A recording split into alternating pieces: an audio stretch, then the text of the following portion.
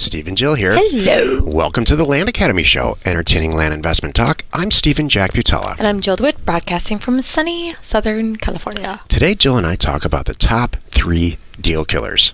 And true to form, I bet you that hers are real different than mine. You think so? Oh, I know there's a couple. I think there's 2 that we're going to be the same on. That's my guess. Excellent. This will be fun. What if you just eventually become the same person? Ooh, that's And we yucky. just agree on everything. Could you imagine? It would be awful. That would be That's ucky. You know, like how they say people who are together Start dressing alike. and they look alike and everything. I thought it was like your dogs. I was thinking, you ever Your notice? dog. You ever notice? Seriously, you imagine this. You see a guy walking down the street with a dog, and the guy has long hair, and the dog has long hair, or the guy has a beard, and the dog kind of has a beard. It's the spookiest thing. Yikes. I hope we don't start doing that. Oh no. Let's stop that I right won't there. let that happen. No.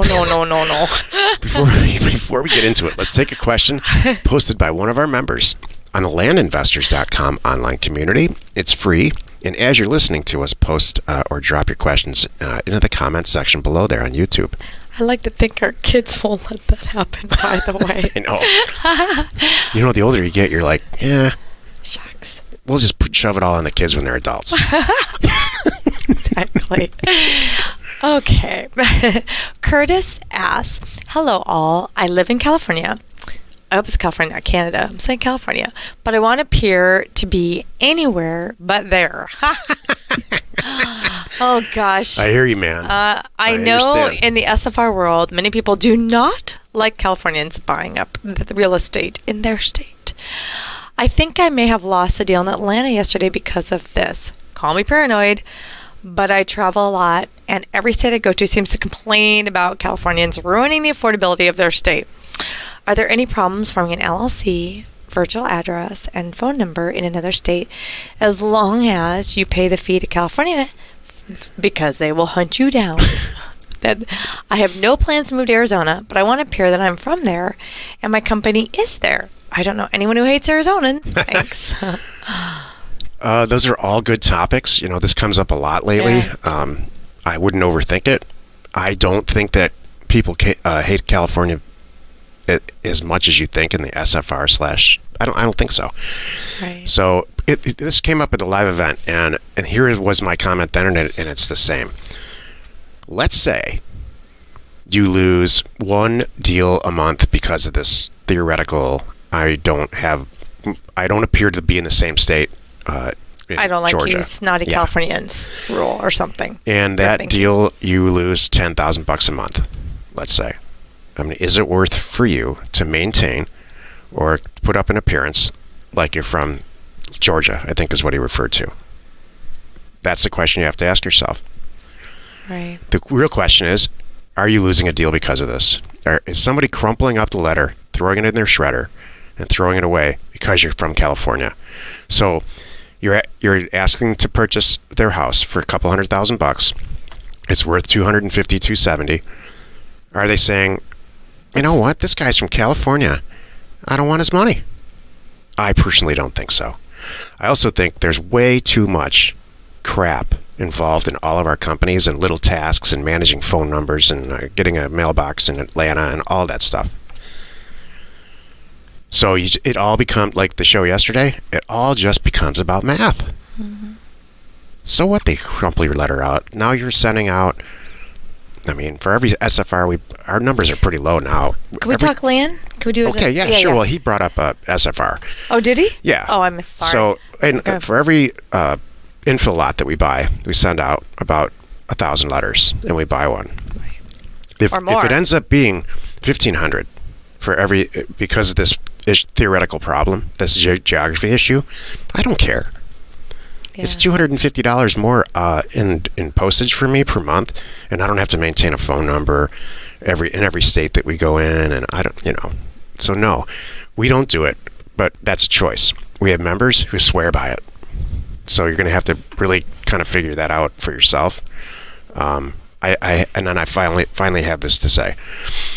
California is maybe the worst place to do business on the planet, but most of the companies are here, so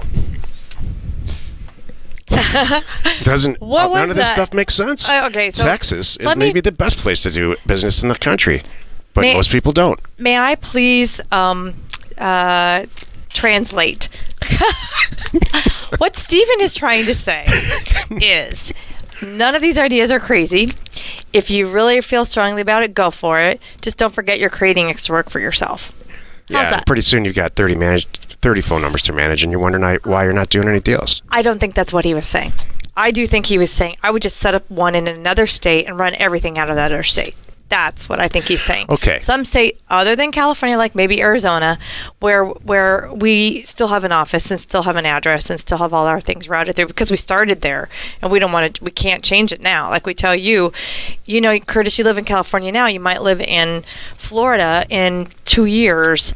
So, you can't keep changing these around because, people will never find you with all your offers and your letters that you have out there. So just whatever you pick, stick with it. I wanted to say, I think you might be overthinking it. Yeah. And it's okay. Is there a difference between... You can make a joke about it, too. If you really think you lost a deal, be like, no, you could just, even if you are one of those, yuppie Californians that live on the beach, you could say, oh, gosh, those guys drive me crazy, too. Yuppie. They don't know that that's really you, sitting there, don't make it obvious on your Facebook or, don't draw them to that. But you know what I mean? She means hippie. Well, hippie, yuppie, snotty, whatever you want to call it. Can I finish, please? Yeah. So they don't know that that's you. Hippie, You can make a snotty. joke about it. Like, I would make a joke about the people that drive those cars. Never mind, I have one of those cars. You could do that. So I'm just saying. So I think between Arizona and California, anybody cares? No. I don't think so at all. No. Now I understand the question. And you don't want to sound phony too, because let me follow this up. What if you say, well, I think everybody loves Texans. Everybody thinks it's great. Talk about, good people. So I'm gonna get a Dallas, but you don't have a Dallas accent. You certainly don't say, you don't act Texan. You don't say y'all and bless her heart, and you don't want to sound phony. So you got to be careful there too. Today's topic. Thank you. Top 3 deal killers. This is the meat of the show. Can I go first? Yeah. All right. Here are my top 3 deal killers. I'm gonna list them all, and then we'll talk about them. Number 1, time. Number 2, undisclosed items. And number 3, people. Just people. Just people. Yeah, people tend to kill deals. Well, let me back up. So let me explain a little more. So number 1, I have a reason for this. Number People's 1, my number 1. time. We know time kills deals. That's a fact. That's happened. She means to us. the longer a deal goes on, the more chances are The of more it I'm failing. like, It's happened to us where I've had people not get excited and complete a deal, and it's happened by us where enough time went on that I'm like, you know what? I don't want it after all. Now it's taken too much time to close this deal. I was only going to make how much? Oh, okay. Yep. Then it's no longer worth my time. We're out of here. Yep. I just moved my money somewhere else. So that's time. Undisclosed items. I hate that. That drives me batty. It's like changing the rules at the last minute, and I can't stand it. That will kill a deal. If you find out that there's something with the property, there's some taxes, there's some fees, there's some HOA rules, POA rules, something you weren't expecting that's thrown in there at the last minute that now, because why? Because that usually messes with the bottom line of the deal. That will kill a deal. That makes me angry. And then number 3, people. And I mean, when I say people, it's often people and agents who they're not believing the situation. They don't think they think, oh, this is too good to be true, and they will actually accidentally kill their own deal. So that's where my people comes from. So what are yours? The number 1 thing that for me, besides people, that is a deal killer is communication. Oh. So the conventional wisdom out there. And for a lot of things, this is true, but I don't think for real estate, more communication, the better. The whole assumption saying that we won't even bring up, or opinions or assumptions. There's all kinds of cliches and silly little sayings about that.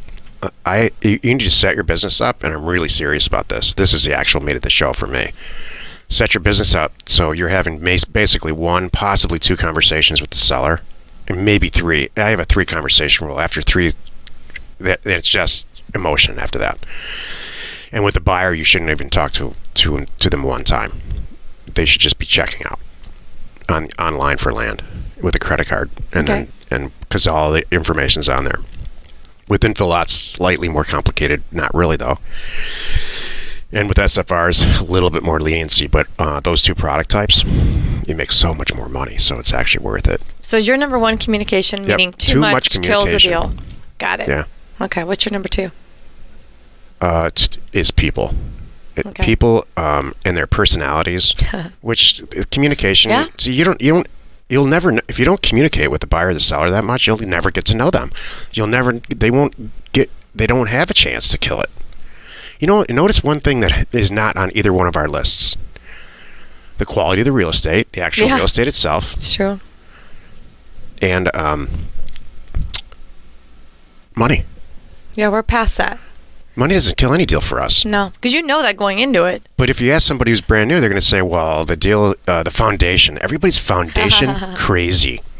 In info lots, buildability, in SFRs. Marketable title. I swear that I don't know what happened in their life that, and maybe their parents had to dig up their floor one day.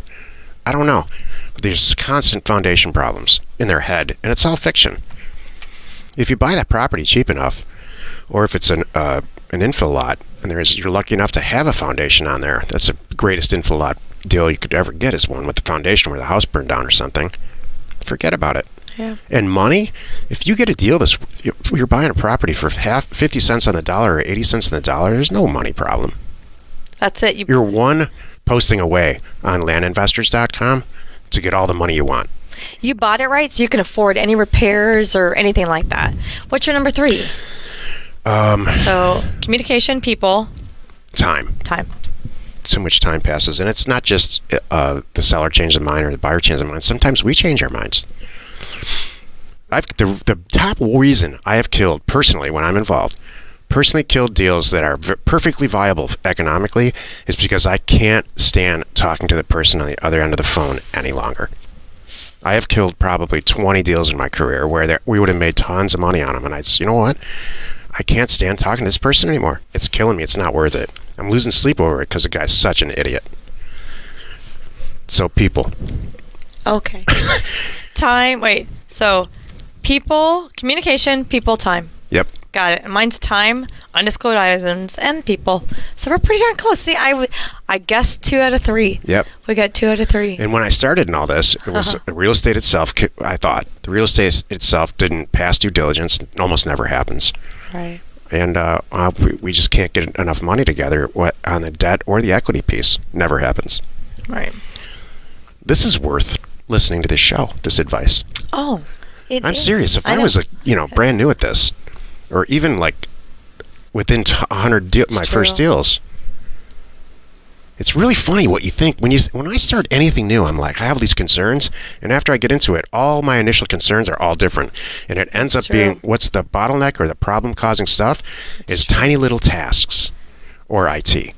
Isn't that funny? I was just thinking about that, like we just did these live events, and the questions at the beginner event and the questions at the intermediate event are all different. The beginner event, they're still having a little deed hang-ups, and they're worried about something that hasn't happened yet. Yeah. And I'm like, don't even think about it. If it does come up, we'll worry about it then. But they're so nervous and hesitant. And I know that once they get over that hump, and then they're in the next group in the next section and they're doing bigger deals, they're like, oh, that's not important anymore. Like you're just saying. What you worried about what you worried about at the beginning, what you worry about now, 2 different things. Right. It's awesome. Or they're worried about it so much at the beginning that they can't get past it, and they never get mail out. That's the real tragedy. That's a sad They one. never get any mail out because they're hung up on some stuff that's just totally in their head. Still picking a county and who's going to answer the phone. Yeah. And I don't have my phone number yet, which you can do in an hour or less. Yeah, I would argue that if you already own a business, all the stuff that you have to do to get everything started, and I mean really doing it the right way with an LLC and the whole thing, you can do in half of a day. Exactly. Probably less. Probably if you practice it a couple times, maybe an hour. You're right. It's not that hard. Well, you've done it again. You spent another 15 minutes listening to the Land Academy show.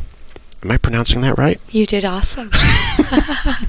Sometimes we get all done and she's like, it's coming. You haven't hit that word yet. Go ahead. Join us next time there we where go. we discussed. See?